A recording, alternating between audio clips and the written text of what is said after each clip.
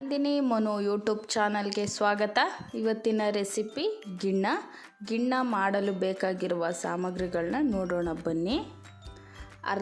ಅರ್ಧ ಲೀಟರ್ ಹಾಲು ಬೇಕು.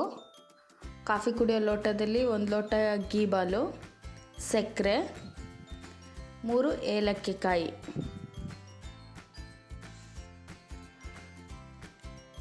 ಒಂದು ಬಟ್ಲು ತೊಗೊಂಡಿದ್ದೀನಿ. ಬಟ್ಲಿಗೆ ಅರ್ಧ ಲೀಟ್ರ್ ಹಾಲನ್ನ ಸೇರಿಸ್ಕೊತಾ ಇದ್ದೀನಿ. ಮನೆ ಹಾಲನ್ನ ಯೂಸ್ ಮಾಡೋರು ಮನೆ ಹಾಲನ್ನು ಕೂಡ ಹಾಕೋಬೋದು ಅರ್ಧ ಲೀಟ್ರನ್ನ. ನಾನು ಪ್ಯಾಕೆಟ್ ಹಾಲನ್ನ ಹಾಕ್ಕೊಂಡಿದ್ದೀನಿ. ಸಕ್ಕರೆ ಹಾಕೋತೀನಿ. ಸಕ್ಕರೆನ ನೀವು ಲಾಸ್ಟಿಗೆ ನೋಡು ಕೂಡ ಹಾಕೋಬೋದು.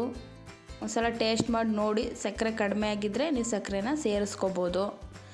ಒಂದು ಸಣ್ಣ ಲೋಟದಲ್ಲಿ, ಕಾಫಿ ಕುಡಿಯೋ ಲೋಟದಲ್ಲಿ 1 ಲೋಟ ಗೀ ಬಾಲ್ ತೊಗೊಂಡಿದ್ದೀನಿ.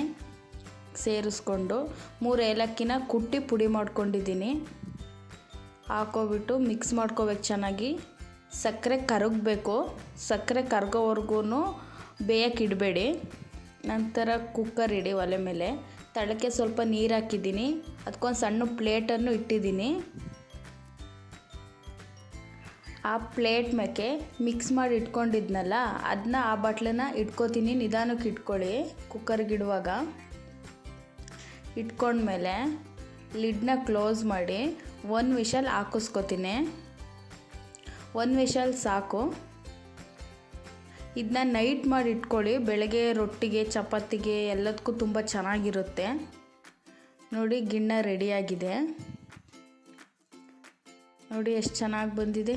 ನೀವು ಒಂದ್ಸಲ ಮನೇಲಿ ಟ್ರೈ ಮಾಡಿ. ಗಿಣ್ಣನ ತುಂಬ ಚೆನ್ನಾಗಿರುತ್ತೆ. ಆರೋಗ್ಯಕ್ಕೂ ಕೂಡ ತುಂಬಾ ಒಳ್ಳೆಯದು.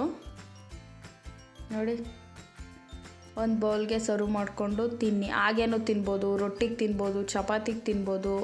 ರೊಟ್ಟಿಗೆ ತುಂಬಾ ಚೆನ್ನಾಗಿರುತ್ತೆ. ಮನೇಲಿ ಒಂದ್ಸಲ ಟ್ರೈ ಮಾಡಿ. Thank you for watching my video. Subscribe ಮಾಡ್ಕೊಳ್ಳಿ ನಮ್ಮ ಚಾನಲ್ನ.